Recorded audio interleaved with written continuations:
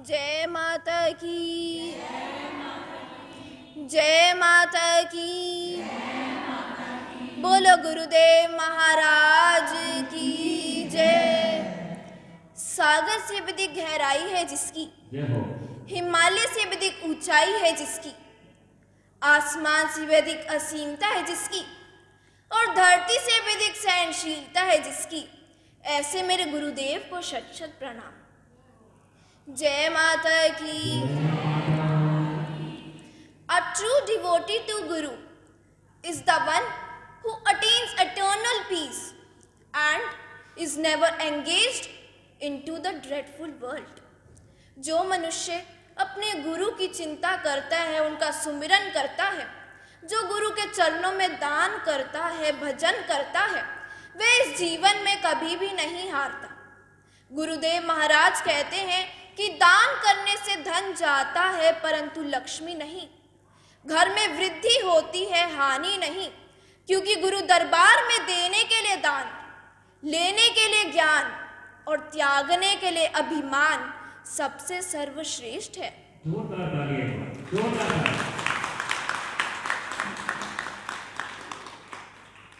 ध्यान मूलम गुरुर मूर्ति, पूजा मूलम गुरुर पदम, मंत्र मूलम गुरुर वाक्यम तथा मोक्ष मूलम गुरुर कृपा।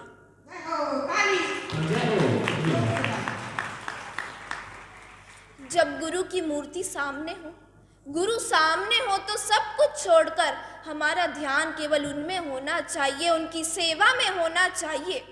भागवत गीता में भी ये कहा गया है कि एक भगत के लिए, एक शिष्य के लिए सबसे सर्वश्रेष्ठ पूजा गुरु चरणों की पूजा मानी जाती है, जहाँ सभी तीर्थ निवास करते हैं। गुरु की पूजा से तो स्वयं सभी देवी देवता भी प्रसन्न होते हैं, ईश्वर भी प्रसन्न होते हैं। जो गुरु के वाक्य हैं, जो उनके वचन हैं, जो उनके शब्द हैं, वे हमारे जीवन में मंत्र की तरह, औषधि की तरह काम करते हैं, हमारे कार्य की सिद्धि करते हैं। और जब गुरुदेव महाराज प्रसन्न होते हैं तो उनकी कृपा से, उनके आशीर्वाद से हमें मोक्ष की भी प्राप्ति होती है। वो शिष्य धन्य है तथा उसका भाग्य भी धन्य है जो अपने गुरु से अपने कर्मों की शुद्धि पा लेता है, अपने कार्य की शुद्धि पा लेता है। जय माता की। ये सारे तीर्थ धाम आपके चरणों में, हे गुरुदेव प्रणाम आपके चरणों में,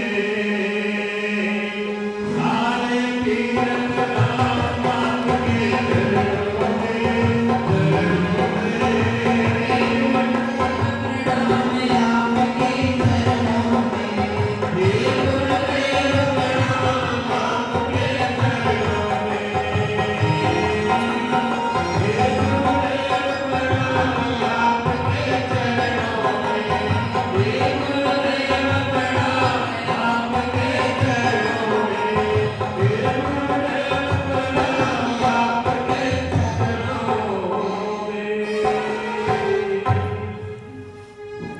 जब भगत का मन प्रेम से भर जाता है, गुरु के नाम से भर जाता है, अपने गुरु को देखकर हर्ष और उल्लास से भर जाता है, तब वह गुरु से कहता है कि गुरुदेव, मांगी थी एक कली, उतार के हार दे दिया।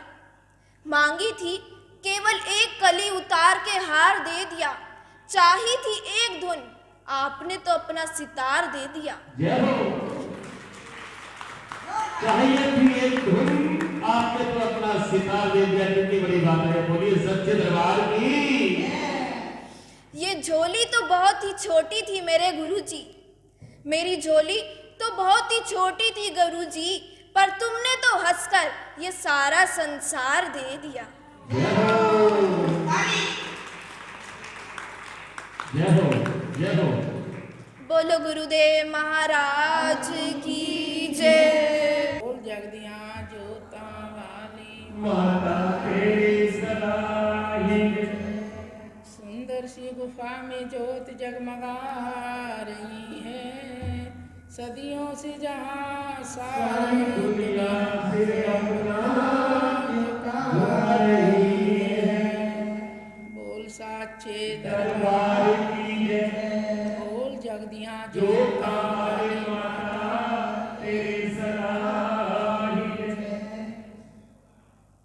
साची दरबार की जय। बोल जगदियाँ जो हमारी माता तेरी सराही जय। नारायण हरि जय माता की जय माता की जय माता की। जय माता की। देखिए भगत जनों, माँ के प्रेमियों, कितना प्यारा प्यारा नाम है मेरी माँ का। और अभी क्या कहा है, संत जब खुश होते हैं, संत मगन हो जाते हैं, किस पर कब ना जाने मेहरबान हो जाते हैं। वो कुछ नहीं समझ पाते कि क्या हमें इसको लुटा दिया, क्या दे दिया। लेने वाला चाहिए, लेने वाला चाहिए, देने वाले की कोई कमी नहीं है। देने वाला तो हर समय तैयार है देने के लिए, पर लेने वाले को पता नहीं लेना कब चाहिए। जय माता की। तो हमें लेना नहीं आता, देना भी नहीं आता और लेना भी नहीं आता। अभी क्या कहा है, धन तो घटता ही नहीं, धन दिया जाता है, दरबार में दान किया जाता है, और ऊपर से द्वेष और क्रोध भी उसके साथ दान किया जाता है गुरु चरणों में, माँ के चरणों में। द्वेष और क्रोध जरूरी है, हमारे दिल से ये चीज़ें दूर हो जाएंगी तब हमें सब कुछ मिल जाता है। जय माता की। संतों की वाणी में क्या है, संतों की वाणी में आप सब समझिए इस बात, इस कथा के अनुसार। एक दूसरा पड़ोसी राजा और एक राजा दूसरे के भाव में, बैर भाव में तुल गया कि भाई मैं इससे कैसे सारा धन लूँ, किसका राजपाट कैसे लूँ। और वो जो जिसके तुलना में हो गया, वो राजा बड़ा धार्मिक और बड़ा सात्विक था। उसकी औरत कहती कि महाराज आपकी संत वाणी में जाया करो, किसी संतों की शरण में जाया करो ना, आपका इतना अच्छा भाव। कहने लगा महारानी कोई ऐसी बात नहीं, उपकार करो और अच्छे से अच्छा कर्म करो और इस नगर की सेवा करो जो हमारे बच्चे हैं इनकी, यही संतों का शरण है। कहने लगी कोई बात, जैसी आपकी मर्जी। एक दिन क्या होता है, राजा शिकार के लिए जंगल में निकल पड़े और निकले निकले चले, रास्ता भटक गए। रास्ता भटकने के बाद सोचा कहाँ जाऊं, क्या करूं। एक कुछ ही दूरी पर गहने से जंगल में महाराज संत का आश्रम था, वह अपने शिष्यों को कथा सुना रहे। और उस कथा की आवाज़ सुन करके महाराज ने उस कथा के सुर से उसी तरफ अपना चलना स्वीकार कर लिया। सोच लिया कि मैं इधर से जा रहा हूँ, इधर ही कोई न कोई महाराज जरूर मिलेगा। और वो संत क्या कथा सुना रहे हैं शिष्यों को। कहने लगे भाई, एक बगुला था जल में खड़ा, और बगुला जल में मछली नहीं छोड़ता। मछली ने भी जान लिया कि आज मेरी मृत्यु है, ये मेरे सिर पे खड़ा है। जब मछली और गहरे से जल में चली गई, और जब बगले ने सोचा कुछ नहीं आ रहा है, आंख मिचौनी करो, और पत्थर पर अपनी चोंच घिसने लगा कि मछली सोची कि आंख बंद करके अपनी धुन में लगाया, मछली आएगी तो पकड़ लेना। मछली अंदर से आवाज देती है कि घिस घिस बैनी, अरे मैंने तेरे मन की जानी। तेरे घिस घिस बैनी और मैंने तेरे मन की जानी।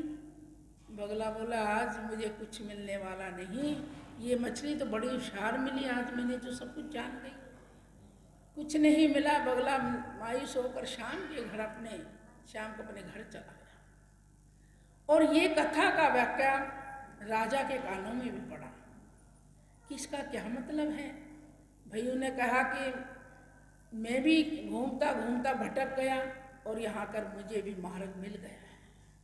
उस संत के रास्ते उसकी नगरी की तरफ जाते थे, और नगरी का रास्ता संत के आश्रम पर आता था। जाते ही थोड़ी दूरी पर उसने अपना मार्ग मिल गया और घर चले गए। राजा जाकर बैठा, सोच रहा था इसी बात को। पड़ोसी राजा ने सोचा कि राजा को मार कर राज्य और धन लो तो मेरा बहुत खर्चा होगा, मेरी सेना भी मरेगी। कोई ऐसा उपाय हो जाए जिससे सहज से मर जाए, मुझे सब कुछ मिल जाए। देखिए, दूसरे का बुरा करना और दूसरे का बुरा ना करना, कितना अंतर है इसमें।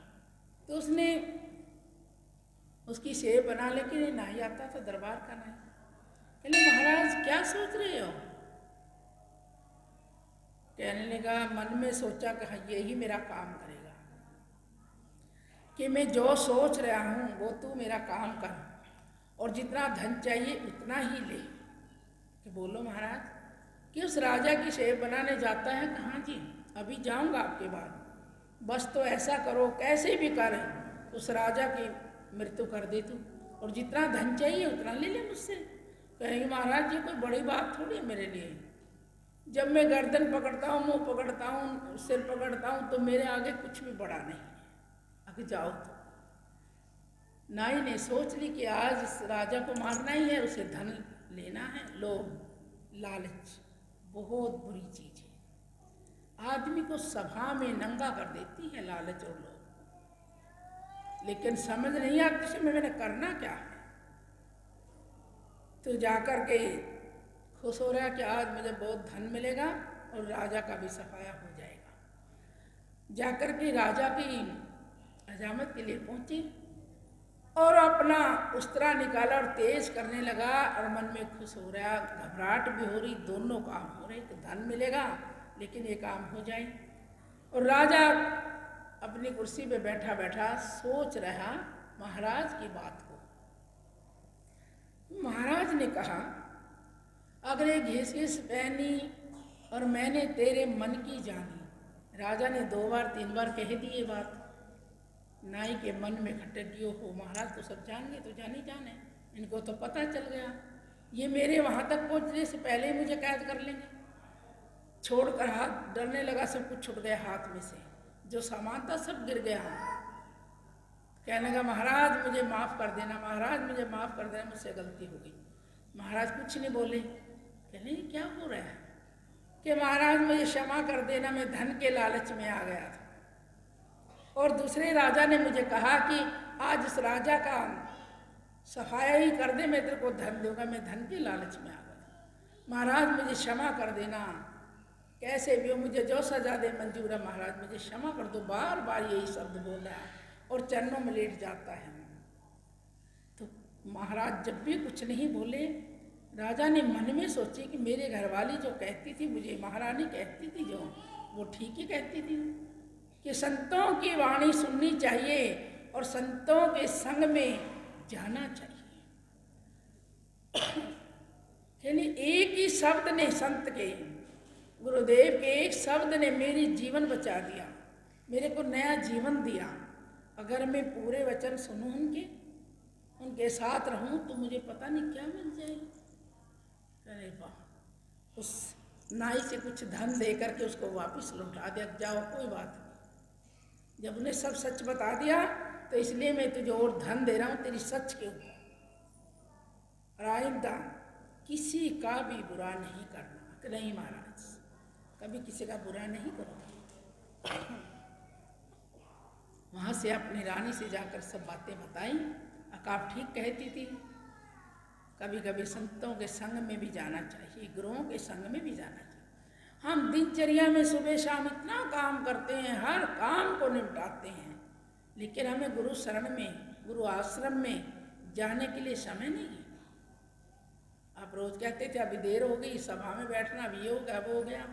सब काम होते हैं ना, केवल एक ही काम में देरी होती है, भगवान के काम, गुरुओं के संग में जाने में, वही देरी होती है। अख नहीं समझ गया, आगे से कोई देरी नहीं होगी। सब कुछ छोड़ करके महाराज संत की शरण में पहुंचा जहाँ से ये वचन सुना था, और जाके कहा महाराज आज से आप मेरे गुरु हो और मैं आपका शिष्य। क्यों? कि मैंने आपकी वाणी सुनी और एक शब्द ने मेरी जिंदगी लौटा दी। तो मैंने उस घर बार, उस धन दुनिया का करना क्या है, जिसको मैं बच्चों के लिए जैसे पालन पोषण करता हूँ, वही मेरी जान लेने के लिए आतुर हैं। तो संतों का शरण कैसा है फिर? इससे अच्छा तो यही है। तो हमें देखिए समझते नहीं हम, सब काम काज का समय है, लेकिन भगवान के लिए समय नहीं मिलता। हमने सब काम काज को थोड़ी थोड़ी कटौती करके उसमें से और अपने भगवान के लिए, अपने गुरु के लिए, अपने आश्रम के लिए कुछ समय अवश्य निकालिए। रोजाना गुरु शरण में जाने से लाखों दोष कटते हैं, लाखों रोग कटते हैं, सद्बुद्धि मिलती है, सद्भावनाएं पैदा होती है अंदर, और सद्मार्ग मिलता है हमें चलने के लिए, जो कोई भी नहीं दर्शा सकता। तो देखिए हमें संतों में बैठने से क्या कुछ नहीं मिलता, बहुत कुछ मिलता है, लेकिन हम उसको सोचते नहीं हैं। हम ये भी नहीं कहते तुम सब घर बार छोड़ करके संतों के हो जाओ या बाबा बन जाओ, कपड़े पहन लो, पहले अंदर से रंगे जाओ, फिर कपड़े पहनो, फिर महाराज संतों के बनो। तो उन्होंने क्या कहा है? संत वाणी कभी न खाली जानी, वो कुछ न कुछ दे के जानी, आएंगी तो कुछ न कुछ दे के जाएगी। अब सुनोगे तो नियम लेना चाहिए हम सभी ने। ये जीवन हम यहाँ जैसे बैठे हैं, क्या हमारे पास है? जो तुम्हारी जेब में है, तन पे वस्त्र हैं, वो भी नहीं तुम्हारे। जैसे के जैसे बैठे हम ऐसे ही चले जाएंगे। हमारा कुछ भी नहीं संसार में, केवल एक है गुरुवाणी है। सच्चा जो हम कर रहे हैं, सत्य के मार्ग पर जो हम चल रहे हैं, जो हमारा विश्वास है अपने गुरु में, अपनी माँ में, अपने प्रभु में, हम वो ही लेके जाएंगे। इसलिए हम आज भी ऐसे ही खाली हैं, ऐसे ही आए थे और ऐसे कैसे हम चले जाएंगे। हमारा कुछ नहीं यहाँ पर, केवल जैसे सुबह से शाम मजदूर मजदूरी करता है और शाम को अपनी दिहाड़ी लेकर घर चला जाता है। हम भी अपनी दिहाड़ी लेकर भगवान घर चले जाते हैं। तो देखिए हर प्राणी, हर भगत जन यहाँ बैठे हैं, ये निश्चय करना चाहिए दिल में कि थोड़ा थोड़ा समय गुरु वचनों के लिए, गुरु शरण के लिए, अपनी माँ के लिए निकालना अवश्य। ये हमारे जीवन में हमको पार करने वाला है और कोई चीज हमें पार नहीं करेगी। नाव भी टूट जाएगी, डगमगा जाएगी, जल में डूब जाएगी, लेकिन ये हमें पार करने वाला है। हे भगत जनों, मुक्ति खरीदने से नहीं मिलती, मोक्ष खरीदने से नहीं मिलता। तप करने से, भक्ति करने से, त्याग करने से तब मोक्ष मिलता है, और उसके बदले तो खुद बिकने लग रहा है। अज्ञानता ही तो है ये। ज्ञान कहाँ मिलेगा? ज्ञान का केवल एक ही स्कूल है, ज्ञान का केवल एक ही कॉलेज है बस, जहाँ कोई डोनेशन नहीं, कोई एडमिशन नहीं, कोई फीस नहीं, कुछ भी नहीं है वहाँ पर। तो गुरु शरण में केवल ज्ञान ही ज्ञान की वर्षा होती है, जैसे अमृत की वर्षा होती है। तो हम समझते नहीं। देर का शब्द छोड़ दो मुख से, देर ही रहेगी नहीं तो जल्दी कभी नहीं हो पाएगी। कोई मत कहो मुझे ये समय नहीं है वहाँ जाने के लिए, कोई मत कहो मुझे देर हो रही है, ये कहो मुझे देर हो गई जाने के लिए। जाना है बहुत जरूरी है, गुरु शरण में बहुत जल्दी जाना है, बहुत जरूरी जाना है। तो देखिए वो अच्छा बो और अच्छा ही काटो। जय माता दी, जय माता दी, जय माता